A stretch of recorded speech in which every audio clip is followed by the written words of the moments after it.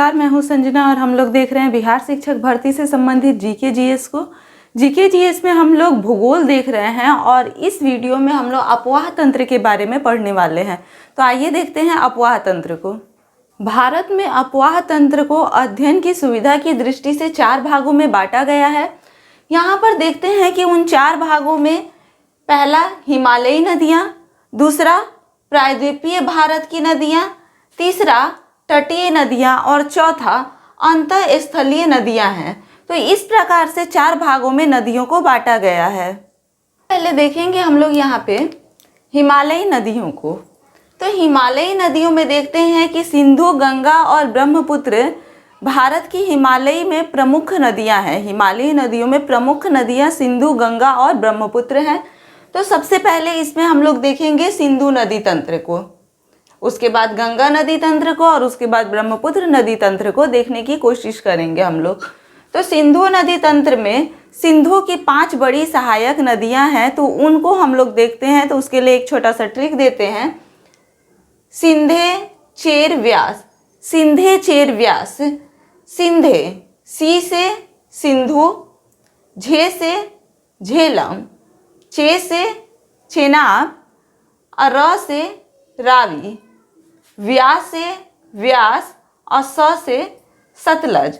तो इस प्रकार से ये सिंधु नदी है और सिंधु की 5 बड़ी सहायक नदियां जो है तो वो हो जाएगी झेलम, चेनाब, रावी, व्यास और सतलज। इस प्रकार से 5 इसकी बड़ी सहायक नदियां हैं। यहाँ पर हम लोग मैप में देख सकते हैं। तो मैप में यहाँ पर हम लोग देखेंगे कि ये तिब्बत से सिंधु नदी निकल कर के आ रही है और कराची तक यहाँ पर आती है।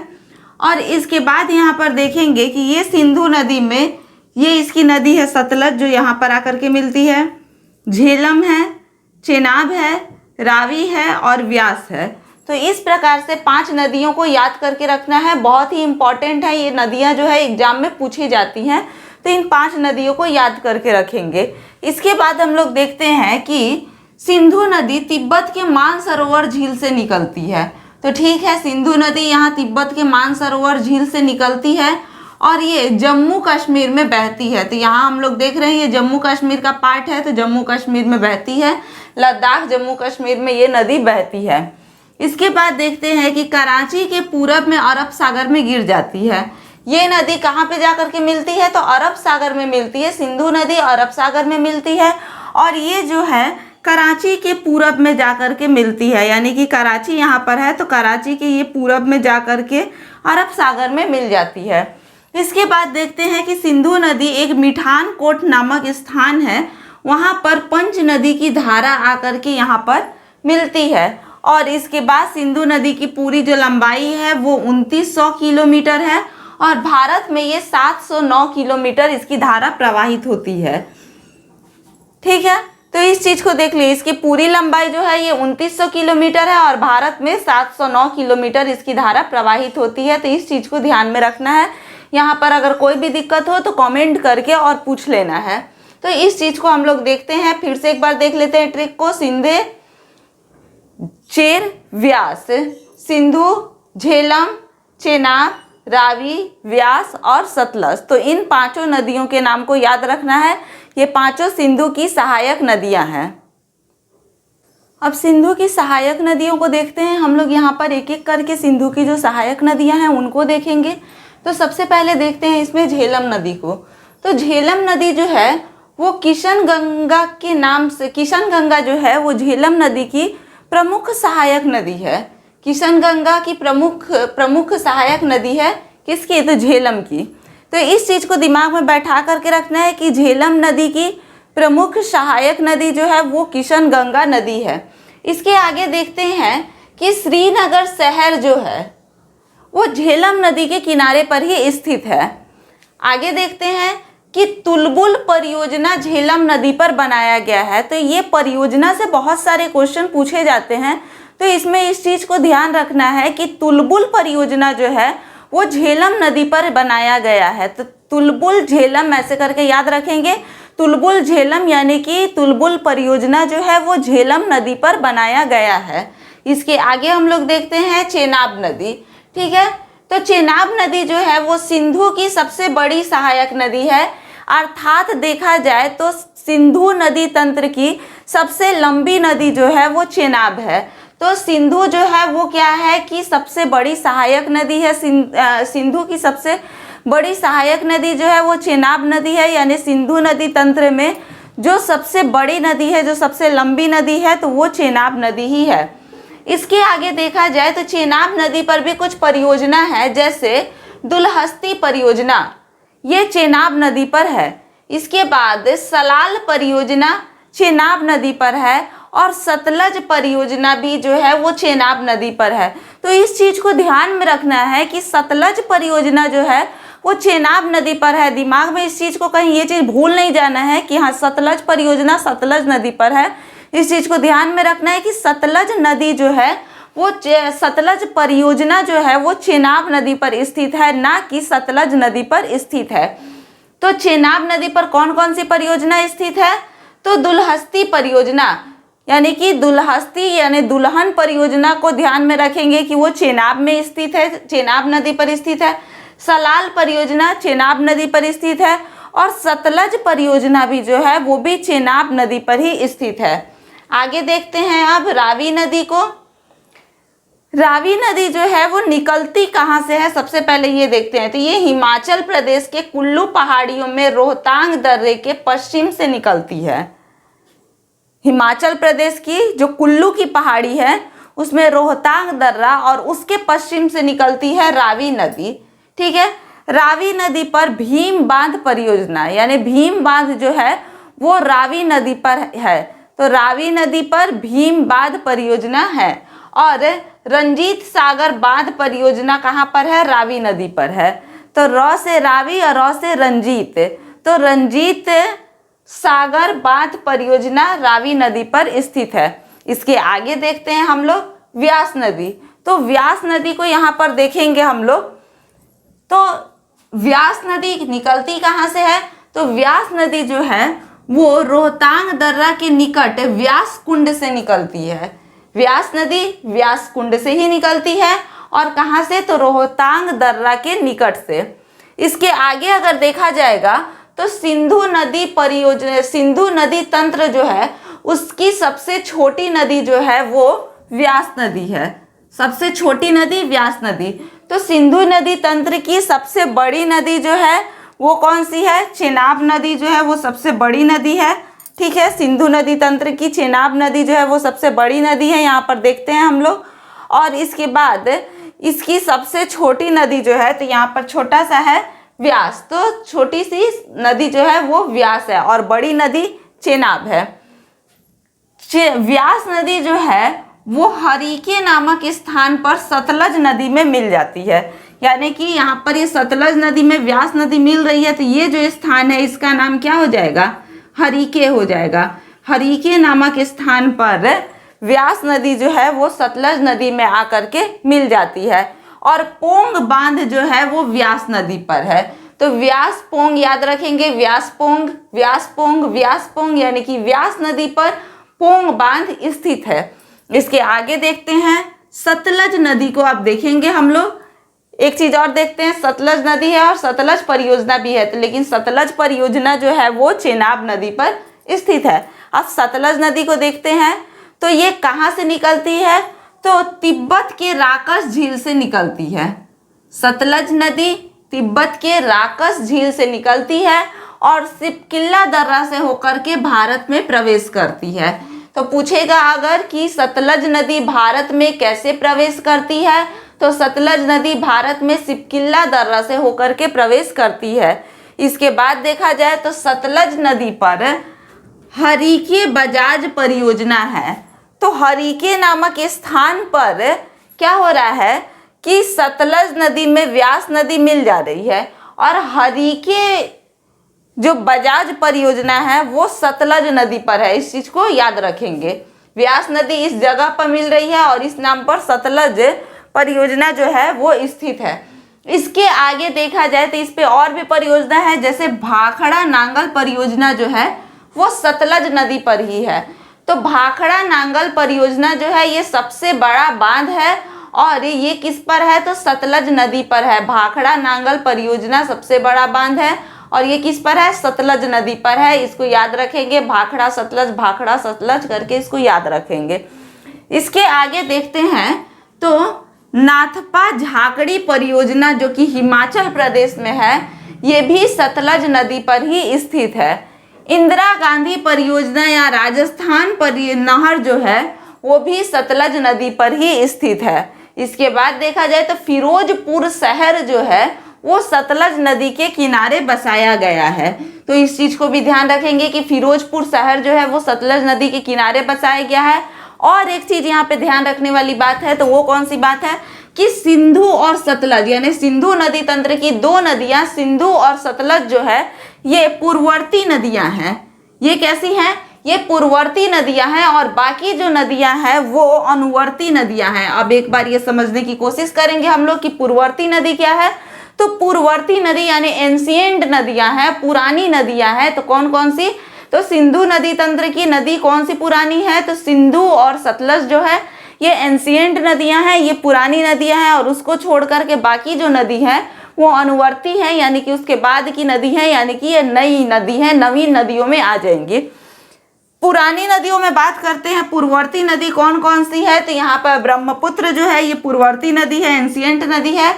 कोसी ये भी एंशिएंट नदी है, गंडक भी एंशिएंट नदी है और अलकनंदा भी एंशिएंट नदी है। तो इस प्रकार से इन नदियों को याद करके रखना है। तो सिंधु नदी तंत्र की दो नदियां जो है ये पूर्ववर्ती नदियां हैं, कौन सी, तो सिंधु और सतलज। और बाकी जो भी नदियां हैं वो सब कैसी है, वो अनुवर्ती है। तो बाकी नदियों में कौन हो जाएगा, झेलम हो जाएगा, चेनाब हो जाएगा, रावी हो जाएगा और व्यास हो जाएगा। इसके बाद सतलज और सिंधु जो है वो कैसी है, पूर्ववर्ती नदियां हैं, एंशिएंट नदियां हैं। तो इस प्रकार से हम लोग सिंधु नदी तंत्र को देखे। देखते हैं हम लोग गंगा नदी तंत्र को। गंगा नदी तंत्र में सबसे पहले हम गंगा नदी तंत्र के मैप को देखेंगे। यहाँ पर ये गंगा नदी तंत्र है, इसमें हम लोग देख रहे हैं कि कौन कौन सी नदियाँ आकर के मिल रही हैं, कैसे मिल रही हैं।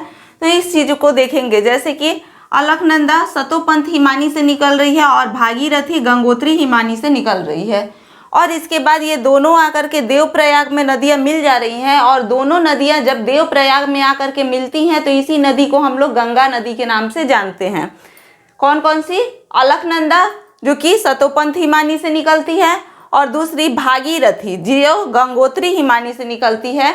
और ये दोनों नदियां आकर के देवप्रयाग में जब मिलती हैं तब इसकी दोनों की संयुक्त धारा को हम गंगा नदी के नाम से जानते हैं। इसके बाद अगर देखा जाए तो इस प्रकार से इसमें रामगंगा, गोमती, घाघरा, गंडक, बूढ़ी गंडक, कोसी, महानंदा ये सारी नदियां बाएं तट से मिल रही है और दाहिने तट से अगर देखा जाए तो यमुना, चंबल, सोन, पुनपुन ये नदियां जो हैं ये दाहिने तट से आकर के मिल रही है। इसके आगे अगर देखा जाए तो इसको पश्चिम बंगाल में जब ये प्रवेश करती है तो दो भागों में बढ़ जाती है, पद्मा और हुगली। तो यहाँ पर पद्मा नदी है और ब्रह्मपुत्र नदी जब यहाँ पर आती है और आकर के यहाँ पर मिलती है तो उसको जमुना नदी के नाम से जाना जाता है। और इसके आगे अगर देखा जाए तो बांग्लादेश में इस दोनों की संयुक्त धारा को मेघना के नाम से जाना जाता है।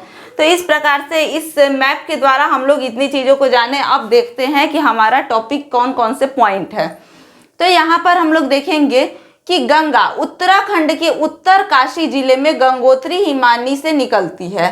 तो गंगा जो है वो कहाँ से निकलती है, तो उत्तराखंड के उत्तराखंड के उत्तर काशी के गंगोत्री हिमानी से निकलती है गंगा, जिसे हम लोग भागीरथी के नाम से जानते हैं। गंगा को भागीरथी के नाम से जानते हैं। इसके बाद देखते हैं कि भागीरथी और भिलंगना नदी पर टिहरी बांध परियोजना है। भागीरथी और भिलंगना नदी पर टिहरी बांध परियोजना है। इस चीज़ को याद रखेंगे, भूलना नहीं है इस चीज़ को कि भागीरथी और भिलंगना नदी पर टिहरी बांध परियोजना है।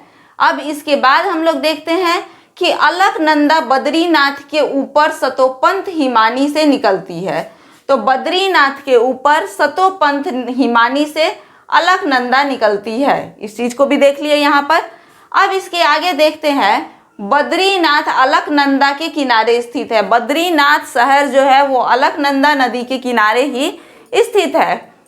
देवप्रयाग में भागीरथी अलकनंदा से मिलती है। देवप्रयाग में आकर के भागीरथी जो है वो किससे मिल जाती है? अलकनंदा से मिल जाती है। और इन दोनों की संयुक्त धारा को हम गंगा के नाम से जानते हैं, जो कि देवप्रयाग में आकर के मिलती है। इसके बाद देखा जाए तो हरिद्वार के निकट गंगा मैदानी भाग में प्रवेश करती है। अब देवप्रयाग के बाद हम लोग देखेंगे कि जैसे ही गंगा हरिद्वार जाएगी तो वैसे ही अब ये मैदानी भागों में प्रवेश करेगी। तब अब इसके बाद देखा जाए तो पश्चिम बंगाल के मालदा जिले के फरक्का नामक स्थान से गंगा दो भागों में बढ़ जाती है। अब यहाँ पर हम लोग आ जाएंगे पश्चिम बंगाल, और पश्चिम बंगाल में क्या बोल रहा है कि पश्चिम बंगाल के मालदा जिले से, पश्चिम बंगाल के मालदा जिले से क्या हो जाएगा? फरक्का नामक स्थान पर गंगा दो भागों में बढ़ जाती है, पहला हुगली और दूसरा पद्मा। तो हुगली नदी जो कि पश्चिम बंगाल में बहती है तो वो भी गंगा का ही पार्ट है, और पद्मा को अब आगे हम लोग देखते हैं कि ये हुगली और पद्मा दो भागों में बढ़ जाती है।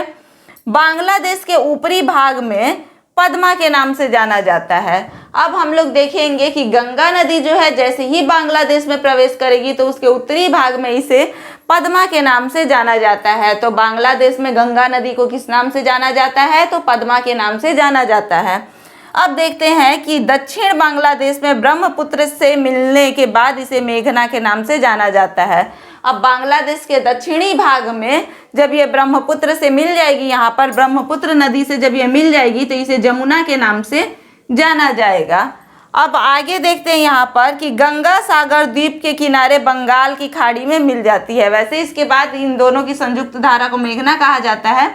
उसके बाद अगर देखा जाए तो ये जो हो जाएगा कि दक्षिण बंगाल में ब्रह्मपुत्र से मिलने के बाद मेघना के नाम से इसे जाना जाता है। तो दक्षिण बंगाल में जब ब्रह्मपुत्र से मिल जाएगी तो इसे मेघना के नाम से जाना जाएगा। आगे देखते हैं कि गंगा सागर द्वीप के किनारे बंगाल की खाड़ी में मिलती है।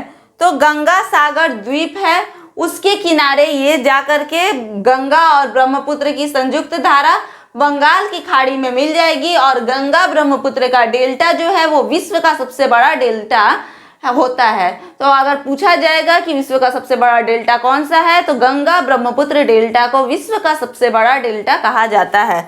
इस चीज को ध्यान में रखेंगे।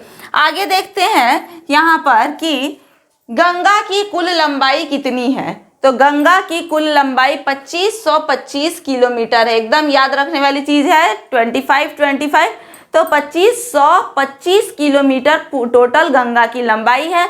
अब गंगा जो है वो कौन कौन से राज्यों में बहती है? तो यूपी में, पश्चिम बंगाल में, बिहार में, उत्तराखंड में। एक अगर लाइन से देखा जाए तो उत्तराखंड, यूपी, बिहार और पश्चिम बंगाल में गंगा नदी बहती है।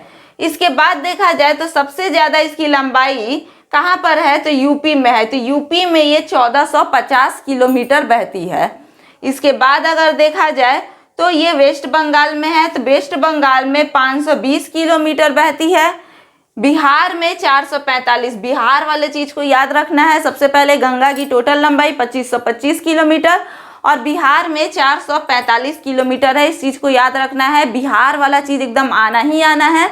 बिहार में जो भी चीजें हो जाती है बिहार उसमें जुट गया, इसका मतलब कि वो एकदम इम्पोर्टेंट हो गया। तो यहाँ पर बिहार में गंगा की कुल लंबाई जो है वो 445 किलोमीटर है। आगे उत्तराखंड में देखेंगे तो उत्तराखंड में सबसे कम है, 110 किलोमीटर की लंबाई होती है उत्तराखंड में गंगा की। अब देखते हैं कि गंगा की सहायक नदियां जो कि बाएं भाग में आकर के मिलती हैं। तो गंगा की सहायक नदियां जो कि बाएं तट पर आकर के मिलती हैं, जो प्रमुख सहायक नदियां हैं तो वो कौन कौन सी हैं? तो रामगंगा है जो कि सबसे पश्चिम में है। सबसे पश्चिम में कौन सी नदी आकर के मिलती है? रामगंगा। और सबसे पूरब में कौन सी नदी आकर के मिलती है? तो महानंदा। रामगंगा और महानंदा, सबसे पश्चिम में रामगंगा और सबसे पूरब में महानंदा नदी आकर के मिलती है। इसके बीच में देखा जाए तो यहाँ पर गोमती, घाघरा, गंडक, बूढ़ी गंडक, कोसी, ये सारी नदियां आकर के मिलती है। कोसी नदी से एक और चीज बिहार के लिए कि बिहार का शोक किसे कहा जाता है? तो बिहार का शोक कोसी नदी को कहा जाता है। इस चीज को ध्यान में रखना है। फिर से यहाँ पर बिहार वाला चीज आ गया। तो बिहार में क्या हो जाएगा कि बिहार का शोक किसे कहा जाता है? तो कोसी नदी को बिहार का शोक कहा जाता है, क्योंकि यहाँ पर अधिकतर बाढ़ आते रहता है, इसलिए इसे बिहार का शोक कहा जाता है। आगे देखते हैं कि दाएं तट से कौन सी नदी आकर के मिल रही है, तो यमुना, सोन और पुनपुन। यमुना नदी, सोन नदी और पुनपुन नदी। यमुना नदी की सहायक नदी है चंबल नदी, जो कि आकर के यमुना में मिलती है और इसके बाद ये गंगा नदी में मिल जाती है। गंगा नदी के किनारे स्थित प्रमुख शहरों की अगर बात करें तो इसमें हरिद्वार, कानपुर, इलाहाबाद, वाराणसी और पटना सम्मिलित हो जाते हैं। और इसके बाद याद रखेंगे कि ये बहुत ही इंपॉर्टेंट क्वेश्चन हो जाता है कि फरक्का परियोजना जो है वो गंगा नदी पर बनाया गया है। गंगा नदी के बारे में इतने सारे चीज़ों को हम लोग जाने तो फरक्का परियोजना जो है वो गंगा नदी पर बनाया गया है और ये पश्चिम बंगाल में स्थित है। इस चीज को ध्यान में रखेंगे हम लोग। नदी और उसकी सहायक नदियों के लिए एक ट्रिक को हम लोग देखते हैं। गंगा तंत्र की जो नदियां हैं उसके लिए ट्रिक है एक, तो यहाँ पर देखते हैं।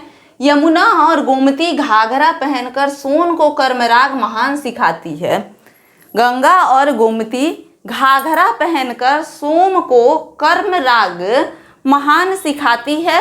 अब इसमें देखते हैं कि क्या होता है, तो यमुना से यमुना हो जाएगा और गोमती, गोमती से गोमती नदी, घाघरा तो घाघरा से घाघरा, पहनकर तो प से पुनपुन, सोन, सोन, को से कोसी, कर्म से कर्मनाशा, रा से राम गंगा, ग से गंडक और बूढ़ी गंडक, गंडक और उसी के साथ में याद रखेंगे बूढ़ी गंडक, और महान से महानंदा सिखाती है। तो यमुना और गोमती घाघरा पहनकर सोन को कर्मराग महान सिखाती है। तो इसमें यमुना, गोमती, घाघरा, पुनपुन, सोन, कोसी, कर्मनाशा, राम गंगा, गंडक, बूढ़ी गंडक, महानंदा, ये नदियां इसमें सम्मिलित हो जाती हैं। तो इस चीज को याद रखेंगे। एग्जाम में पूछ देता है यहाँ से कि कौन सी नदी किसकी सहायक नदियां हैं, तो इस ट्रिक को याद रखेंगे। यमुना और गोमती घाघरा पहनकर सोम को कर्मराग महान सिखाती है, तो इस चीज को याद रखेंगे और उसके बाद इसी क्रम में हम लोग नदियों को यहाँ पर बैठा करके और चलेंगे। इस प्रकार से सारी नदियां जो है वो दिमाग में बैठ जाएंगी और फिर कभी नहीं निकलने वाली है। गंगा की सहायक नदियों को देखेंगे हम लोग कि गंगा की सहायक नदियां कौन कौन सी हैं और उसके बारे में जानेंगे। तो सबसे पहले देखते हैं यमुना नदी को। यमुना नदी की बात करें तो यह गंगा की सबसे लंबी तथा पश्चिम की सहायक नदी है। गंगा की सबसे लंबी अगर कोई सहायक नदी है तो वो यमुना है और पश्चिम की सहायक नदी है ये गंगा। यमुना की अगर बात करें तो इसे खुला कैनाल भी कहा जाता है। यमुना नदी को खुला कैनाल भी कहा जाता है। ये जम्मू कश्मीर के बंदरपुछ श्रेणी पर स्थित यमुनोत्री हिमानी से निकलती है और इलाहाबाद में गंगा में आकर के मिल जाती है। तो यमुना नदी कहाँ पर आकर के गंगा में मिलती है, तो इलाहाबाद में आकर के ये गंगा नदी में मिल जाती है। यमुना नदी के किनारे पर स्थित प्रमुख शहरों की बात करें तो उसमें दिल्ली, मथुरा, आगरा और इलाहाबाद सम्मिलित है। इसके दाहिने किनारे पर चंबल, सिंधु, बेतवा और केन नदी आकर के यमुना नदी में मिल जाती है और यमुना नदी एक नवानुवर्ती नदी है। तो इस चीज को ध्यान में रखेंगे। आगे देखते हैं चंबल को। तो चंबल नदी की बात करें तो ये देश के सबसे गहरे गड्ढों का निर्माण करती है। चंबल नदी में सबसे गहरे गड्ढों का निर्माण होता है, इस चीज को याद में रखेंगे। तो देश के सबसे गहरे गड्ढों का निर्माण कौन सी नदी करती है, तो चंबल नदी करती है। चंबल नदी पर कुछ परियोजना है जिसको देखते हैं। गंगा सागर परियोजना जो कि मध्य प्रदेश में है, ये चंबल नदी पर स्थित है। गंगा सागर परियोजना चंबल नदी पर स्थित है। फिर से गंगा सागर परियोजना चंबल नदी पर स्थित है, इसको देखेंगे और ये मध्य प्रदेश में है। गंगा सागर परियोजना मध्य प्रदेश में स्थित है। राणा प्रताप सागर परियोजना भी चंबल नदी पर है। राणा प्रताप सागर परियोजना चंबल नदी पर स्थित है। जवाहर सागर परियोजना ये भी चंबल नदी पर स्थित है। जवाहर सागर परियोजना चंबल नदी पर स्थित है। तो गंगा सागर परियोजना, राणा प्रताप सागर परियोजना और जवाहर सागर परियोजना चंबल नदी पर स्थित है। इससे कुछ जलप्रपात हैं जैसे कि चुलिया जलप्रपात और पनासा जलप्रपात भी चंबल नदी पर ही स्थित है। तो इसमें बहुत सारे जलप्रपात वगैरह स्थित है, तो इसको ध्यान में रखना है एकदम दिमाग में बैठा करके कि चंबल नदी पर गंगा सागर परियोजना, राणा प्रताप परियोजना, जवाहर परियोजना, ये सब जो है ये चंबल नदी पर स्थित है। इसके आगे चुलिया जलप्रपात और पनासा जलप्रपात जो है ये भी चंबल नदी पर ही स्थित है। आगे देखते हैं बेतवा। तो बेतवा जो है बेतवा नदी पर क्या है, तो माता टीला परियोजना स्थित है। ये एक चीज याद रखेंगे, बेतवा नदी पर माता टीला परियोजना स्थित है। परियोजना से बहुत से क्वेश्चन पूछे जाते हैं, एक नए क्वेश्चन तो परियोजना से आना ही आना है। तो परियोजना से क्वेश्चन पूछे जाते हैं, तो इसमें माता टीला परियोजना जो है ये चंबल नदी पर बेतवा नदी पर स्थित है। इसके आगे देखते हैं सोन नदी को। सोन नदी जो है ये अमरकंटक के पहाड़ से निकलती है और ये पटना के पास आकर मनेर नामक स्थान पर गंगा में मिल जाती है। तो सोन नदी कहाँ गंगा में मिलती है, तो पटना के पास मनेर नामक स्थान पर सोन नदी जो है वो आकर के गंगा में मिल जाती है और ये अमरकंटक के पठार से निकलती है। बाण सागर परियोजना जो है ये सोन नदी पर बनाया गया है। याद रखेंगे, सोन नदी पर बाण सागर परियोजना बनाया गया है। इसके आगे देखते हैं दामोदर नदी को। दामोदर नदी जो है ये छोटा नागपुर के पूर्वी भाग में बहती है। छोटा नागपुर के पूर्वी भाग में कौन सी नदी बहती है, तो दामोदर नदी बहती है। बराकर इसकी मुख्य सहायक नदी है जिस पर तिलैया परियोजना स्थित है। तो तिलैया परियोजना किस नदी पर स्थित है, तो बराकर नदी पर स्थित है और बराकर जो है ये दामोदर नदी की मुख्य सहायक नदियों में से एक है। और दामोदर नदी अंत में आकर के हुगली नदी में मिल जाती है। हम लोग ध्यान में रखेंगे कि हुगली नदी में ये हुगली नदी में मिल जाती है दामोदर नदी। तो हुगली नदी की बात करें तो ये क्या होता है कि पश्चिम बंगाल में जाने पर गंगा जो है वो दो भागों में विभाजित हो जाती है, एक पद्मा और दूसरी हुगली। तो उसी हुगली नदी में दामोदर नदी आकर के मिल जाती है। अब देखेंगे रामगंगा को। रामगंगा जो है ये कुमायूं की पहाड़ी से निकलती है। कुमायूं हम लोग पढ़े थे, तो कुमायूं की पहाड़ी से रामगंगा निकलती है और ये कन्नौज के निकट आकर के गंगा नदी में मिल जाती है। कहाँ, कन्नौज के पास आकर के रामगंगा गंगा नदी में मिल जाती है। अब देखेंगे गोमती नदी को। गोमती नदी जो है ये पीलीभीत के समीप से निकलती है।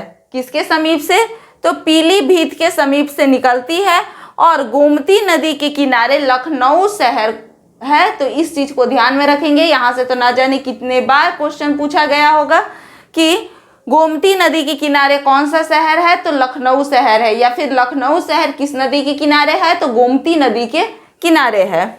आगे देखते हैं घाघरा नदी को। तो घाघरा नदी का उद्गम स्थल जो है तो वो है मत्स्यातुंग हिमानी। तो मत्स्यातुंग हिमानी से घाघरा नदी निकलती है और इसकी सहायक नदी जो है वो सरयू नदी है। सरयू नदी को शारदा नदी के नाम से भी जानते हैं। अब सरयू नदी के बारे में कुछ जान लें। तो सरयू नदी नेपाल हिमालय से निकलती है। नेपाल हिमालय से कौन सी नदी निकली, सरयू नदी निकली और इसे प्रारंभ में गौरी गंगा कहते हैं। जब ये नदी निकलती है तो इसे प्रारंभ में गौरी गंगा के नाम से जानते हैं और जब ये भारत नेपाल की सीमा बनाती है तो वहां पर इसे काली नदी के नाम से जानते हैं। और इसके बाद देखेंगे कि सरयू नदी के किनारे अयोध्या शहर जो है वो स्थित है। तो इस प्रकार से अयोध्या शहर किसके किनारे पर स्थित है, तो सरयू नदी के किनारे पर स्थित है। अब देखते हैं गंडक नदी को।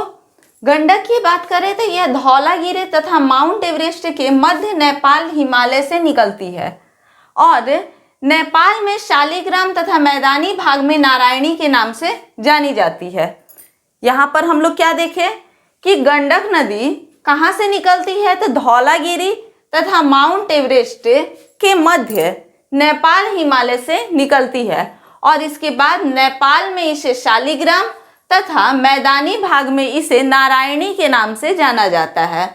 पटना के निकट सोनपुर में गंगा से ये मिल जाती है। तो गंडक नदी पटना के पास सोनपुर में गंगा से आकर के मिल जाती है।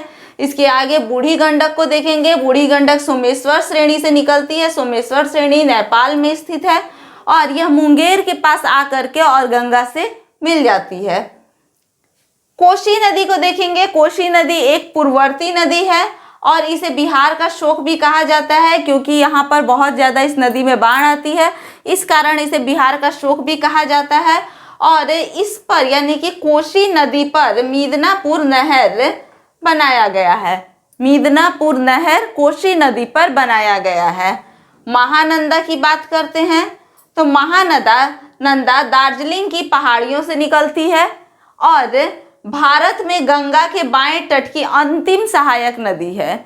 हम लोग मैप में देखे थे कि गंगा के बाएं तट की अंतिम सहायक नदी कौन थी, तो महानंदा है और ये दार्जिलिंग की पहाड़ियों से निकलती है। ब्रह्मपुत्र नदी तंत्र को, तो ब्रह्मपुत्र नदी तंत्र की बात अगर हम करें तो ये ब्रह्मपुत्र नदी जो है ये भारतीय उपमहाद्वीप की सबसे लंबी और सबसे बड़ी नदी है। भारतीय उपमहाद्वीप में भारत को छोड़कर और भी देश आते हैं, यानी हिमालय के नीचे के जो देश हैं वो भारतीय उपमहाद्वीप में आते हैं। तो भारतीय उपमहाद्वीप की सबसे बड़ी और लंबी नदी जो है वो ब्रह्मपुत्र नदी है और ब्रह्मपुत्र नदी एक पूर्ववर्ती नदी है। इस चीज़ को हम लोग पहले देख चुके हैं। ब्रह्मपुत्र नदी जो है ये मानसरोवर झील के निकट कैलाश श्रेणी के चेमांगयुंगदुंग हिमानी से निकलती है। कौन सी हिमानी, तो चेमांगयुंगदुंग हिमानी से निकलती है मानसरोवर झील के निकट कैलाश श्रेणी से। मानसरोवर झील कहाँ, तो तिब्बत के मानसरोवर झील के कैलाश श्रेणी के चेमांगयुंगदुंग हिमानी से निकलती है। तिब्बत में इसे सांपू के नाम से जाना जाता है, ठीक है। और सांपू के नाम से यानी कि ब्रह्मपुत्र को सांपू के नाम से दक्षिण तिब्बत में जाना जाता है और ये पूरब की ओर बहती है। तिब्बत से किधर की ओर बहती है, तो पूरब की ओर बहती है। इसके बाद देखा जाए तो ये भारत में सियांग और दिहांग के नाम से भारत में प्रवेश करती है। जैसे कि यहाँ पर हम लोग देखेंगे कि सियांग और दिहांग के नाम से ये भारत में प्रवेश कर रही है। तो भारत में सियांग और दिहांग के नाम से प्रवेश करती है। बाएं में दिबांग तथा लोहित नदी मिलती है। बाएं तरफ में इसमें क्या होता है कि दिबांग तथा लोहित नदी आकर के मिलती है बाएं तरफ में, और तब इसे यहाँ पर ब्रह्मपुत्र के नाम से जाना जाता है। बाएं में दिबांग और लोहित नदी आकर के मिलेगी, तब इसे यहाँ पर ब्रह्मपुत्र के नाम से जाना जाएगा। इसके बाद देखते हैं कि असम घाटी में बाएं तरफ से बूढ़ी दिहिंग, धनश्री और कलांग नदी आकर के मिलती है। जब ये नदी असम घाटी में जाती है तो वहाँ पर बाएं तरफ से बूढ़ी दिहिंग, धनश्री और कलांग नदियाँ आकर के मिलती है। वहीं असम घाटी में ही दाहिने तरफ से अगर देखा जाए तो दाहिने तरफ से सुबनश्री, कामांग और संकोच नदियाँ आकर के मिलती है। धुबरी के निकट जब ये बांग्लादेश में प्रवेश करती है तो इसे जमुना कहा जाता है। जैसे कि यहाँ पर हम लोग देख रहे हैं, यहाँ से अब ये बांग्लादेश में प्रवेश कर रही है धुबरी के निकट, तो इसको अब जमुना नदी के नाम से जाना जाएगा। बांग्लादेश में ब्रह्मपुत्र नदी को जमुना के नाम से जाना जाता है।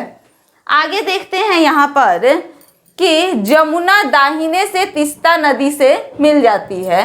क्या होता है कि जमुना नदी जो है वो दाहिने से उसमें तीस्ता नदी आकर के मिल जाती है।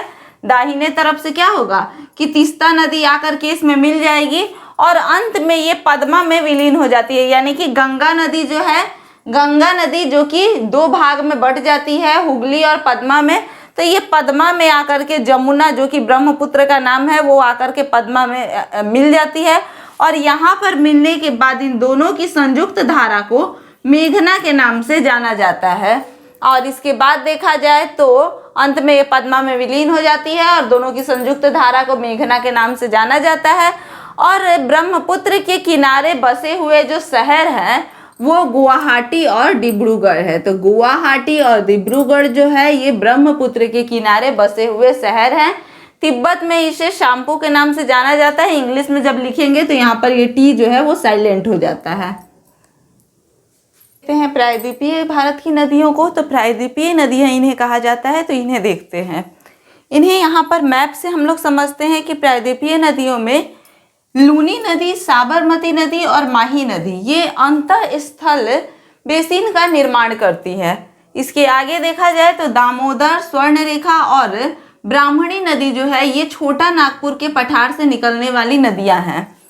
महानदी गोदावरी, कृष्णा और कावेरी जो है ये पूरब की ओर तथा उत्तर से बहने वाली नदियां हैं, और वही नर्मदा और ताप्ती को देखें तो ये पश्चिम की ओर बहने वाली नदियां हैं। तो जो नदियां पूरब की ओर बहती हैं वो बंगाल की खाड़ी में आकर के गिरती है और यहाँ पर मुहाने का निर्माण करती है, और वही अगर नर्मदा और ताप्ती नदी की बात की जाए तो ये पश्चिम की ओर बहती है, तो ये अरब सागर में नदियाँ गिरती है।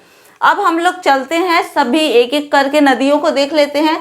तो यहाँ पर पूरब की ओर बहने वाली नदियाँ, पूरब की ओर बहने वाली नदियों में यहाँ हम लोग देखेंगे कि कौन सी नदियाँ पूरब की ओर बह रही है।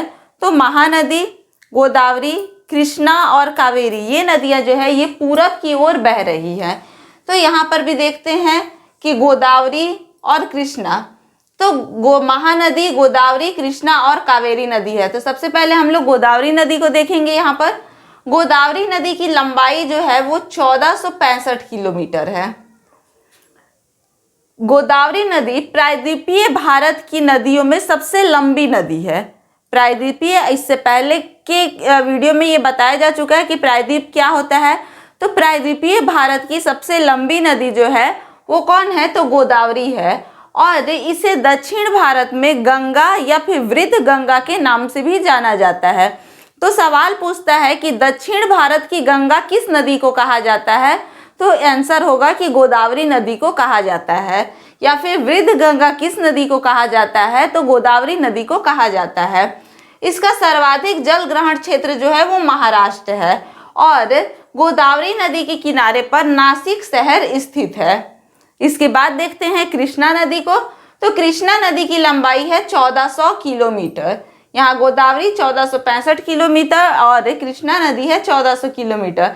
तो प्रायद्वीपीय भारत की दूसरी सबसे बड़ी नदी जो है वो कृष्णा नदी है। प्रायद्वीपीय भारत की पहली सबसे बड़ी नदी गोदावरी नदी है, और दूसरी सबसे बड़ी नदी जो होगी वो कौन सी हो जाएगी, वो कृष्णा नदी हो जाएगी। अब इसके बाद हम लोग देखेंगे कि कृष्णा नदी का सर्वाधिक जल ग्रहण क्षेत्र जो है वो कर्नाटक है।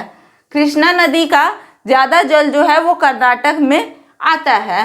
कृष्णा नदी की सहायक नदी है मूसी, जिस पर हैदराबाद शहर बसा हुआ है, जिसके किनारे क्या है, हैदराबाद शहर बसाया गया है। कौन सी नदी है, तो मूसी नदी है, कृष्णा नदी की सहायक नदी। इसके आगे देखेंगे कि नागार्जुन सागर परियोजना, नागार्जुन सागर परियोजना जो है वो कृष्णा नदी पर बनाया गया है। तो कृष्णा और अर्जुन याद करेंगे, कृष्णा अर्जुन, तो कृष्णा नदी पर नागार्जुन परियोजना बनाया गया है। कृष्णा और अर्जुन इन दोनों का कॉम्बिनेशन तो पता है, तो वही कृष्णा नदी पर नागार्जुन परियोजना बनाया गया है। तो इस चीज को याद रखेंगे। अब देखते हैं कावेरी नदी को। कावेरी नदी जो है इसका सर्वाधिक जल ग्रहण क्षेत्र तमिलनाडु पड़ता है, और इस पर मैटूर बांध बनाया गया है। मैटूर बांध जो है इसके पीछे स्टेनले जलाशय है। मैटूर बांध के पीछे स्टेनले जलाशय है। इसके बाद देखा जाए तो कावेरी नदी पर शिव समुद्रम जलप्रपात है, और श्रीरंगपट्टनम शहर जो है ये कावेरी नदी के किनारे पर स्थित है। महानदी को देखेंगे। महानदी नदी पर हीराकुंड बांध परियोजना स्थित है, यानी बनाया गया है। महानदी पर हीराकुंड परियोजना बनाया गया है। ये क्वेश्चन बहुत बार पूछा गया है कि हीराकुंड परियोजना किस नदी पर बनाया गया है, तो महानदी पर बनाया गया है। और कौन से शहर महानदी के किनारे स्थित है, तो कटक और संबलपुर। के आगे हम लोग देखेंगे छोटा नागपुर के पठार से निकलने वाली नदियों को। तो यहाँ देखते हैं कि छोटा नागपुर के पठार से कौन सी नदियाँ निकलती है, तो दामोदर, स्वर्णरेखा और ब्राह्मणी ये नदी जो है वो छोटा नागपुर के पठार से निकल रही है। एक बार फिर से देखते हैं कौन सी, तो दामोदर, स्वर्णरेखा और ब्राह्मणी ये जो नदियां हैं ये छोटा नागपुर के पठार से निकलने वाली नदी है।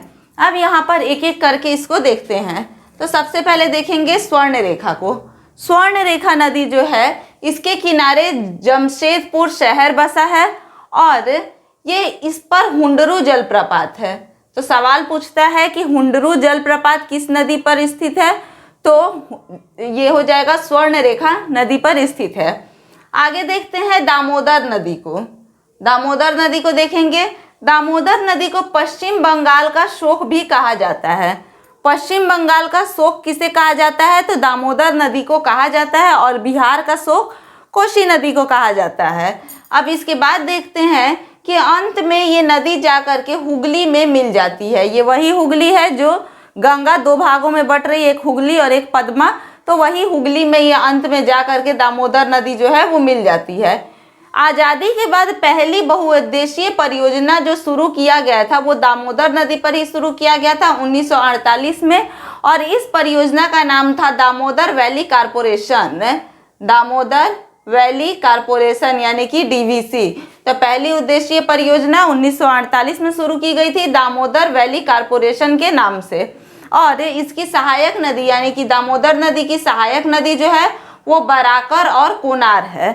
कौन सी? तो बराकर और कोनार जो है ये दामोदर नदी की सहायक नदियां हैं। आगे देखते हैं ब्राह्मणी नदी को। तो ब्राह्मणी नदी के किनारे राउरकेला शहर अवस्थित है। इस चीज को बस देखना है कि ब्राह्मणी नदी के किनारे राउरकेला शहर जो है वो अवस्थित है। अब प्रायद्वीपीय भारत की जो प्रायद्वीपीय नदियां हैं उनकी लंबाई से क्रम को देखते हैं। भारत की प्रायद्वीपीय नदियों की लंबाई के अनुसार उसका क्रम देखते हैं। तो सबसे लंबा गोदावरी नदी, उसके बाद कृष्णा, फिर नर्मदा, फिर महानदी, फिर कावेरी और उसके बाद हो जाएगा ताप्ती। तो इसको ट्रिक से याद रखना है। गोकर्ण मक्ता, गोकर्ण मक्ता ये ट्रिक हो जाएगा। गोदावरी, कृष्णा, नर्मदा, महानदी, कावेरी और ताप्ती। तो गोकर्ण मक्ता जो है गोदावरी, कृष्णा, नर्मदा, महानदी, कावेरी और ताप्ती को दर्शाता है। इसके बाद देखते हैं कि उत्तर से दक्षिण की तरफ बहने वाली नदियां जो पूर्व में बंगाल की खाड़ी में गिरती हैं और अपने मुहाने पर डेल्टा का निर्माण करती हैं। तो उन नदियों को देखेंगे तो सबसे ऊपर है महानदी, उसके नीचे गोदावरी नदी, उसके बाद कृष्णा और उसके बाद कावेरी नदी का क्रम है।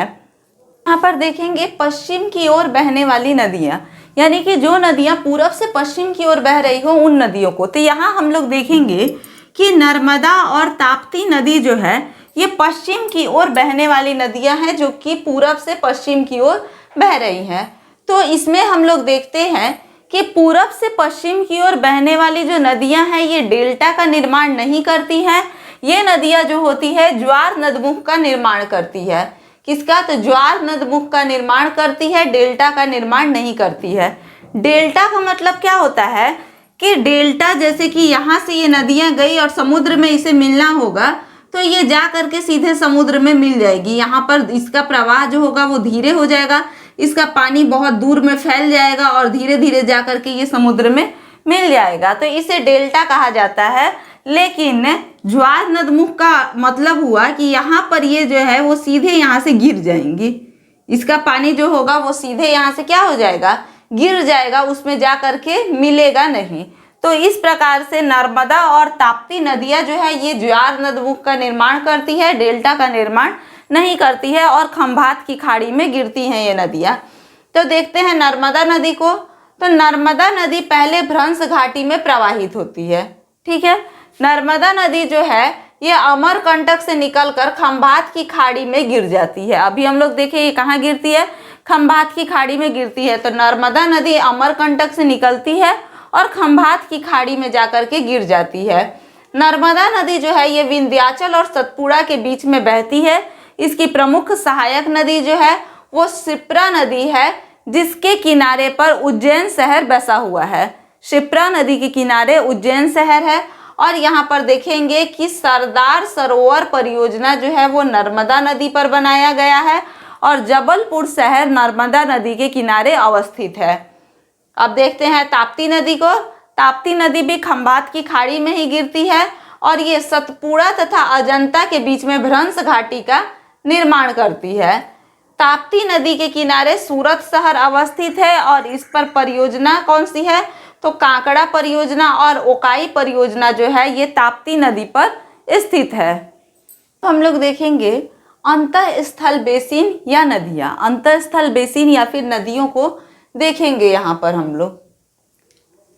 लोग देखते हैं कि अंतःस्थल बेसिन जो नदियाँ हैं वो है लूनी, साबरमती और माही। ये एक बीच से निकल रही हैं और दूसरे जगह ये यहाँ पर समाप्त भी हो जा रही है। ये जा करके कहीं पर ना ही डेल्टा बना रही है और ना ही ये ज्वार नदमुख का निर्माण कर रही है, तो इसीलिए इसे अंतःस्थल बेसिन या फिर नदियाँ कहा जाएगा। तो इसमें देखते हैं लूनी नदी को। तो कौन कौन सी नदी है यहाँ पर? लूनी, साबरमती और माही। तो यहाँ पर इसको देखते हैं लूनी नदी। लूनी नदी जो है ये उत्तरी अरावली श्रेणी से अजमेर से निकलकर उत्तरी अरावली श्रेणी के अरावली पर्वत के उत्तरी श्रेणी से अजमेर से निकलकर और सांभर झील से प्रवाहित होती हुई, अजमेर से निकल करके और सांभर झील से प्रवाहित होती हुई ये कच्छ के रण में विलीन हो जाती है। लूनी नदी को समझ लिए। अब देखते हैं साबरमती। साबरमती जो है ये अरावली के पहाड़ी से निकलती है। ये भी नदी जो है अरावली की पहाड़ी से निकलती है, लेकिन ये खंभात की खाड़ी में जाकर के गिर जाती है। कहाँ पर? तो खंभात की गाड़ी में गिर जाती है। तो इस साबरमती के किनारे अहमदाबाद शहर बसा हुआ है। इसके आगे देखेंगे माही। माही जो है ये भी अरावली की श्रेणी से निकलती है और खंभात की खाड़ी में जाकर के गिर जाती है। जमुना लाल बजाज सागर परियोजना जो है ये माही नदी पर बनाया गया है। नदियों को देखते हैं अब हम लोग। तो शरावती नदी का उद्गम स्थल जो है वो कर्नाटक के शिमोगा जिले में है और इसी शरावती नदी पर जोग या फिर गोडसप्पा जलप्रपात बनाया गया है, जो कि सबसे ऊंचा जलप्रपात है। आगे देखते हैं कि केरल के पेरियार नदी पर इंडुवंकी परियोजना बनाया गया है।